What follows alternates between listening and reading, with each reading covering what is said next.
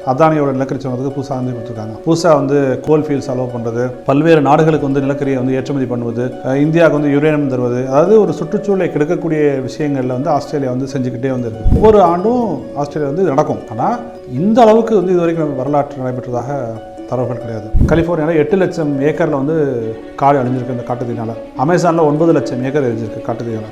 இங்கே வந்து 1 கோடி ஏக்கர் வந்து அழிஞ்சிருக்கு.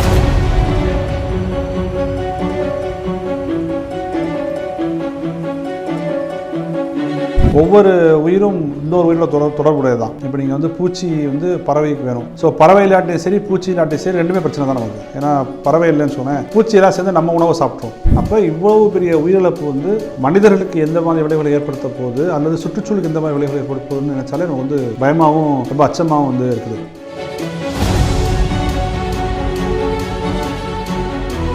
நம்மளை போன்ற மனிதர்களுக்கு தான் வந்து ஆஸ்திரேலியா தனிநாடு, நியூசிலாந்து தனிநாடு, இந்தோனேஷியா தனிநாடு, இந்தியா தனி, பாகிஸ்தான் தனி. இயற்கைக்கு அப்படி கிடையாது. எல்லாமே ஒரு நிலப்பரப்பு, ஒரே கடல், ஒரே உலகம் தான். கார்த்திகை தீபத்துக்கு அப்புறம் பொதுவாக மழை பெய்யாது. ஆனால் இன்றைக்கி வந்து இந்த கிளைமேட் சேஞ்ச் வந்து இந்த எல்லா பருவ காலங்களையும் மாற்றி அமைக்குது. ஆடிப்பட்டம், தேடி விதையெல்லாம் நம்ம சொல்ல முடியுமான்னு தெரியல எனக்கு. இப்போ அது பண்ணுறதே இல்லை. இப்போ நம்ம ஜூன் 12 காவேரி திறக்கிறதே இல்லையா. இது மேலே ஒரு புயல் தான் வரும். ஒன்றே ஜாஸ்தி அரபிக் புயலில் பெருசாக புயல் வராது. இந்த வருஷம் 5 புயல் வந்திருக்கு. இந்தியாவில் மட்டும் 10 புயல் வந்திருக்கு இந்த வருஷம். இந்த ஆய்வு, இந்த அறிக்கை இன்னைக்கு பொருந்தும். அது நாளைக்கு என்னதாக மாறும் எனக்கு தெரியாது.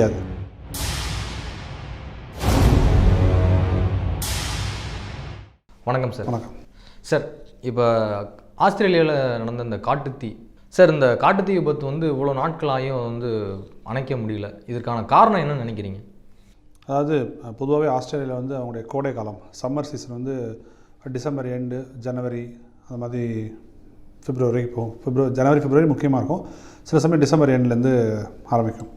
ஆனால் இந்த வருடம் அவங்களுடைய கோடை காலம் வந்து அக்டோபர் கடைசியில் வந்து ஆரம்பிச்சிச்சு சம்மர் சீசன். அதுவும் இல்லாமல் இது வரைக்கும் அவங்க ரெக்கார்டட் ஹிஸ்ட்ரியில் பதிவு செய்யப்பட்ட ஒரு வெப்பநிலை அளவில் டிசம்பர் 18ஆம் தேதி வந்து 41.9 டிகிரி செல்சியஸ் வந்து மிக உச்சபட்சமான ஒரு வெப்பத்தை வந்து ஆஸ்திரேலியா பதிவு பண்ணிக்காங்க. ஸோ அப்போ என்ன வேணால் பொதுவாகவே வந்து ஒரு கோடை காலத்தில் வந்து காட்டுத்தீ வந்து ஏற்படும். அது என்னென்னா அந்த தீ பரவுறதுக்கு என்ன முக்கியமாக காரணம்னா ஃபியூவல். இப்போ கோடை வெயில் காலங்களில் இலையெல்லாம் காஞ்சு கிடக்கும். ஸோ அதுதான் வந்து அதுக்கு எரிபொருள், ஆக்சிஜன் இருக்கும், வெப்பம். இந்த 3 தான் தீ பரவுவதற்கான 3 முக்கியமான காரணிகள். ஸோ பொதுவாகவே கோடை காலத்தில் வந்து இந்த 3மே இருக்கும். வெப்பம் இருக்கும், காஞ்ச இலைகள் இருக்கும், அந்த இது இருக்கும், நம்ம எடுத்து போகிறதுக்கான விஷயமும் இருக்கும். ஸோ ஏதாவது ஒரு சின்ன தப்பு, யாராவது ஒரு சிகரெட் பிடிச்சிட்டு பீடி தண்டை தூக்கி போட்டாலோ, இல்லை பக்கத்து வீட்டில் வீடுகள்லேருந்து வரக்கூடிய ஒரு சின்ன நெருப்பு வந்து காட்டில் போட்டால் கூட டக்குன்னு வந்து அது பிடிச்சிரும். ஸோ ஒவ்வொரு ஆண்டும் ஆஸ்திரேலியா வந்து இது நடக்கும். ஆனால் இந்த அளவுக்கு வந்து இது வரைக்கும் வரலாற்று நடைபெற்றதாக தரவுகள் கிடையாது. இது எப்படின்னா கிட்டத்தட்ட பெல்ஜியம் நாட்டோட அளவை விட 2 மடங்கு அதிகமான நிலப்பரப்பில் வந்து தீ எரியுது. இப்போ பெல்ஜியம் நாட்டோட பரப்பை விட ஒரு 2 மடங்கு அதிகமான நிலப்பரப்பில் இது வரைக்கும் கிட்டத்தட்ட ஒரு 48லேருந்து 50 கோடி உயிர்கள் வந்து இறந்து போயிருப்பதாக அந்த தகவல் வந்து சிட்னி பல்கலைக்கழகம் வந்து சொல்லுது. இது வந்து ஒரு அன்பிரசிடென்ட்னு சொல்கிறாங்க. இது வரைக்கும் நடைபெறாத விஷயம் இல்லை. இது என்ன பண்ணுதுன்னா அதுவே தனக்கான ஒரு வெதர் பேட்டர்னை க்ரியேட் பண்ணுது. அது ரொம்ப டேஞ்சரஸான விஷயம். ஏன்னா இந்த ஸ்மோக், இந்த புகை போகுது. ஸோ க்ளவுட்ஸ் ஃபார்ம் ஆகுது. அந்த க்ளவுட்ஸ் வந்து லைட்னிங் வருது, மின்னல் வருது. ஸோ மின்னல் வந்து திருப்பியும் வந்து காட்டுத்தீயை வந்து அதிகப்படுத்துது. ஏன்னா ஸ்ட்ரைக் பண்ணும்போது அதை அதுவும் வந்து மேலும் இந்த காட்டுத்தீ பரவுவதற்கு காரணமாக வந்து அமையுது. ஸோ அதுக்கான வெதர் பேட்டர்னை அதுவே உண்டு பண்ணிக்கிறது. ரொம்ப டேஞ்சரஸான விஷயம். அது டிஃப்ரெண்ட்டாக இருக்குது. ப்ளஸ் சிட்னி, இந்தோனேஷியா, அந்த பக்கம் நியூசிலாந்து எல்லா இடத்துலையும் ஆரஞ்சு கலரில் வானம் வந்து மாறி இருக்குது. அப்படியே பழுப்பு நிறத்தில் மாறி இருக்குது. சிட்னியில் வந்து 2 வாரத்துக்கு முன்னாடி அவருடைய காற்று தர குறியீடு வந்து 2000, 10 தான் இருக்கணும், ஆனால் 2000 இருக்குது. அவ்வளோ மோசமான ஒரு காற்று மாசம் வந்து ஏற்படுத்தியிருக்கு. உயிரிழப்பு ஒரு பெரிய சிக்கலில் வந்து ஆஸ்திரேலியா வந்து இருக்குது. ஆஸ்திரேலியாவோட பெரிய பிரச்சனை என்னென்னா, இப்போ அமெரிக்கா மாதிரி அங்கே வந்து ஒரு சென்ட்ரலைஸ்டு ஃபயர் ஃபைட்டிங் சிஸ்டம் கிடையாது.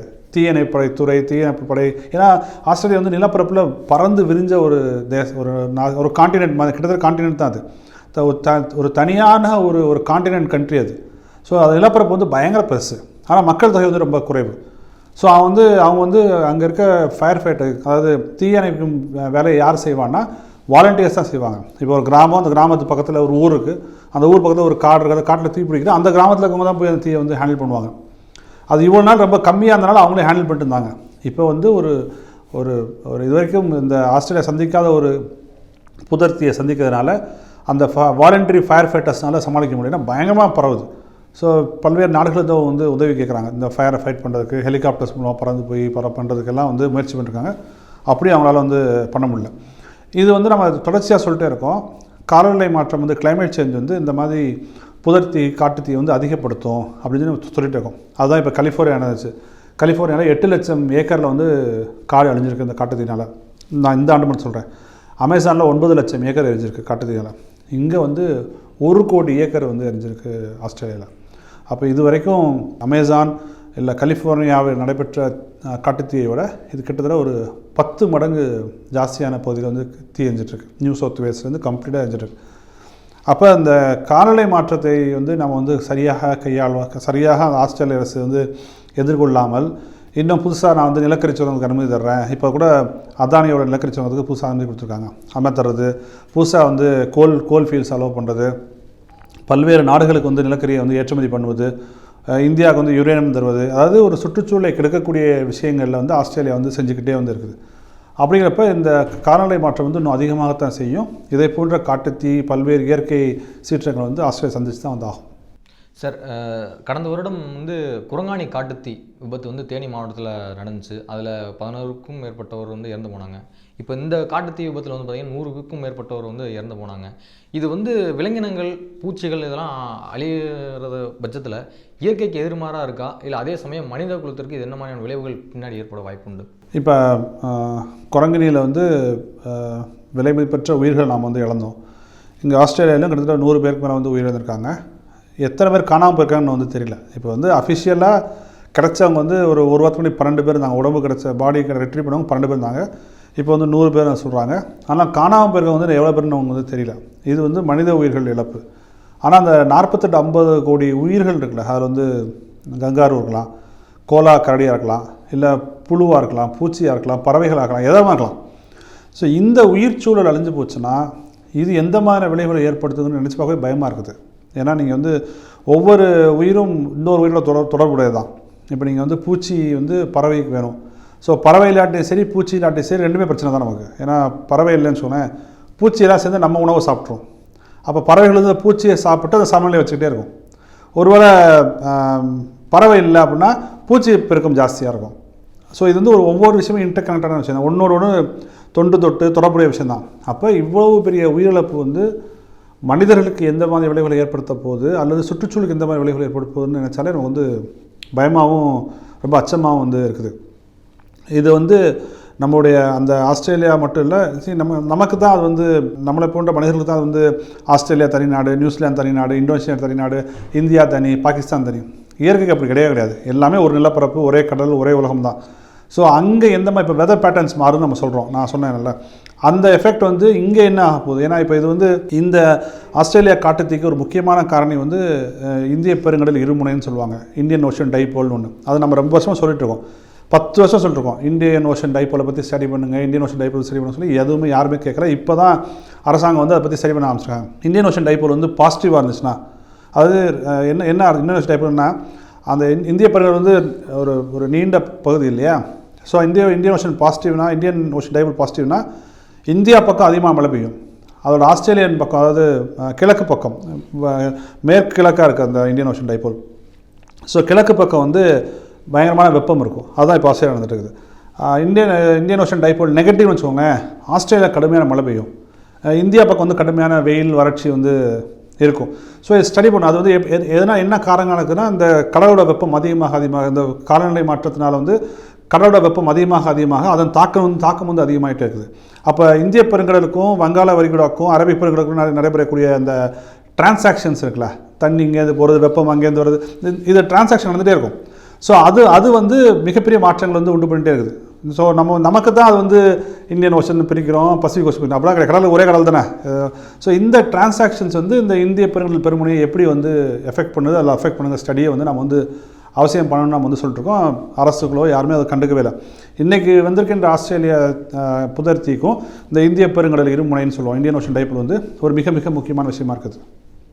சார், எப்போவுமே மார்கழி மாதம் வந்து பனிப்பொழிவு அதிகமாக இருக்கும். ஆனால் இந்த வருடம் வந்து பார்த்திங்கன்னா மழைப்பொழிவு வந்து தமிழகம் முழுவதும் பரவலாக அதிகமாகவே காணப்படுது. இதுக்கு என்ன காரணம்னு நினைக்கிறீங்க சார்? அதான் நான் ஆஸ்திரேலியாவோட காட்டுத்தீயையும் இதையும் நினச்சி தான் வந்து பார்க்கணும். இந்திய பெருங்கடல் இருமுனை வந்து பாசிட்டிவாக இருக்குது அப்படின்னா இந்த பக்கம் இந்தியா பக்கம் வந்து மழை அதிகமாக பெய்யும், ஆஸ்திரேலியா பக்கம் வெயில் ஜாஸ்தியாக இருக்கும். ஸோ அதனால் மழை அதிகமாக பெய்யுது முதல் காரணம். ரெண்டாவது, இந்த பருவநிலையிலே வந்து பெரிய மாற்றங்கள் இருந்துகிட்ருக்கு. நீங்கள் வந்து போன வருஷம் பிப்ரவரி மாதம் பயங்கர குளிர் நம்ம வந்து பார்த்தோம். இதுக்கு என்ன காரணம்னா போலார் வொர்டெக்ஸ்னு ஒன்று இருக்குது. அது என்னென்னா, இப்போ மேலேருந்து பனிக்காற்று வரும், இப்போ ஆர்டிக்லேருந்து பனிக்காற்று உள்ளே வரும், சரிங்களா? அந்த பனிக்காற்றை தடுப்பதற்காக இயற்கை வந்து ஒரு இன்விசிபிள் ஒரு லேயர் வந்து ஃபார்ம் பண்ணி வச்சுருக்கு. அது போலார் வொர்டெக்ஸ் சொல்லுவாங்க. அதனால தான் இந்த உலகம் வந்து மிகப்பெரிய குளிருக்கு ஆட்கொள்ளாமல் வந்து தப்பிச்சிட்டு இருக்கு. ஸோ அந்த காலநிலை மாற்றத்தில் என்னாச்சுன்னா, அந்த போலார் வொர்டெக்ஸ் ரெண்டாக உடஞ்சி பயங்கரமான குளிர் காற்று வந்து, அதனால தான் அமெரிக்காவில் வந்து எல்லா இடங்களையும் ஐஸ் பனிப்பொழிவுலாம் நம்ம வந்து பார்த்தோம் 2019. அதனால தான் சென்னையும் பயங்கரமாக குளிர்லேருந்து தத்தளிச்சுது. துருவங்கள்லேருந்து பனி துருவம் இருக்கு இல்லையா, ஆர்டிக் அண்டார்டிலேருந்து வரக்கூடிய குளிர்ந்த காற்றை தடுப்பதற்கு போலார் வொர்டெக்ஸ் வந்து இருக்கும். அது உடஞ்சி போனது தான் முக்கியமான ஒரு காரணம். ஸோ அதனால் குளிர் வந்து ஜாஸ்தியாக இருக்குது. இந்த மார்கழி மாதம் பொதுவாக நம்ம வந்து பொதுவாக நம்மளுடைய பண்டிகை இருக்குல்ல, கார்த்திகை பண்டிகை வந்து நம்ம வந்து மழையை வழி அனுப்புகிற விழா தான் கார்த்திகை பண்டிகை. விளக்கு வச்சு அது வந்து மழையை வந்து வழி அனுப்புகிற விழா. ஸோ பொதுவாகவே கார்த்திகை தீபத்துக்கு அப்புறம் பொதுவாக மழை பெய்யாது பொதுவாக. ஆனால் இன்றைக்கி வந்து இந்த கிளைமேட் சேஞ்ச் வந்து இந்த எல்லா பருவ காலங்களையும் மாற்றி அமைக்குது. நம்ம வந்து இனிமேல் ஆடிப்பட்டம் தேடி விதையெல்லாம் நம்ம சொல்ல முடியுமான்னு தெரில எனக்கு. இப்போ அது பண்ணுறதே இல்லை. இப்போ நம்ம ஜூன் 12 காவேரி திறக்கிறதே இல்லையா. ஸோ வந்து அந்த என்டையர் இதே வந்து மாறிட்டுருக்கு. ஸோ அப்போ இந்த மாதிரி மாற்றங்களுக்கு நம்ம முதல்ல மாற்றங்களை வந்து நம்ம புரிஞ்சுக்கிட்டு இருக்கோமா, அந்த மாற்றங்களுக்கு நம்ம தயாராக இருக்கோமா, அந்த மாற்றங்களுக்கு நம்ம என்னென்ன செய்யணும். இப்போ இனிமேல் வந்து அறுவடை காலம் வந்து ஜனவரியில் இருக்காது, இன்னும் தள்ளி போகலாம், நமக்கு தெரியாது. ஏன்னா மழை பெய்யுது. ஸோ மழை பெய்கிற காலம் வந்து நீடிக்குது, இல்லை சுருங்குது. வெயில் காலம் வந்து அதிகரிக்கும். ஸோ இந்த என்டையர் சீசனல் சேஞ்ச் இருக்குல்ல, இந்த காலநிலை மாற்றத்தால் வரக்கூடிய பருவகால மாற்றம் இருக்குல்ல, அதை பற்றி நம்ம ஸ்டடி பண்ணணும். ஆக்சுவலாக அது நம்ம பண்ணவே இல்லை. அதுதான் அந்த மாதிரி விளைவுகளை வந்து எந்த மாதிரி விளைவுகளை ஏற்படும் அப்படின்னு பார்க்கறதுக்குரிய ஸ்டடி எங்கே தரும்னா, அந்த வேரியிங் சீசனல்ஸ் தான் வந்து நம்ம வந்து ஸ்டடி பண்ண முடியும்.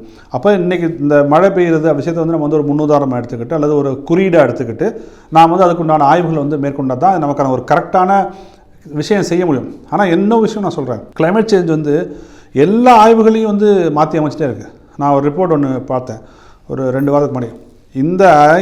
இந்த அறிக்கை இன்றைக்கி பொருந்தும், அது நாளைக்கு என்னதாக மாறும் எனக்கு தெரியாது. அப்படி தான் அந்த ஆய்வறிக்கை சொல்கிறேன். This will hold good for today. அது நாளைக்கு என்னதாக இந்த விஷயம் மாறும் எனக்கு தெரியாது. ஒக்கி புயல் வந்தப்போ, வர்தா புயல் வந்தப்போ நம்ம வந்து ஒரு சைக்ளோன் பேட்டர்ன் வந்து படித்து வச்சுருந்தோம். ஃபானி புயலும் இது வந்து அது கம்ப்ளீட்டாக மாற்றிருச்சு, அது தப்புன்னு சொல்லிடுச்சு. ஃபானி புயல் வந்து வேற ஒரு டைமென்ஷன் வந்து கொடுக்குது நமக்கு. ஸோ இது மாதிரி ஒவ்வொரு நாளும் ஒவ்வொரு வருடமும் ஒரு கம்ப்ளீட்டாக வந்து சேஞ்ச் ஆகுது நம்மளுடைய ஸ்டடீஸ் எல்லாம். ஸோ அப்போ தொடர்ச்சியாக நம்ம வந்து ஸ்டடீஸ் பண்ணிட்டே இருக்கணும். ரெண்டாவது, காலநிலை மாற்றத்தை எதிர்கொள்வதற்கான தயாரில் நம்ம இல்லவே இல்லை. நம்ம வந்து மறுபடியும் அதை சொல்கிறோம், நீங்கள் நம்ம தயாராகவே இல்லை. நீங்கள் சுனாமி வந்து அந்த ஒரு வருஷம் வந்து எல்லோரும் கொஞ்சம் பயந்தோம். இன்றைக்கி வந்து போய் பாருங்கள், திருப்பியும் கடற்கரை முழுக்க ரெசார்ட்ஸ் வந்துருச்சு, கடற்கரை முழுக்க வந்து ஃபேக்ட்ரிஸ் வந்துருச்சு, எல்லாமே வந்துருச்சு. அப்போ இன்னொரு சுனாமி வந்து என்ன ஆகுனா, இன்னொரு சுனாமி வந்து 2004 நம்ம எவ்வளோ இழந்தோமோ அவ்வளோ மக்களையும் நம்ம வந்து உயிரிழக்க வேண்டிய சூழல் தான் வரும், அல்லது பொருட்சேதம் வந்து ஏற்படும்.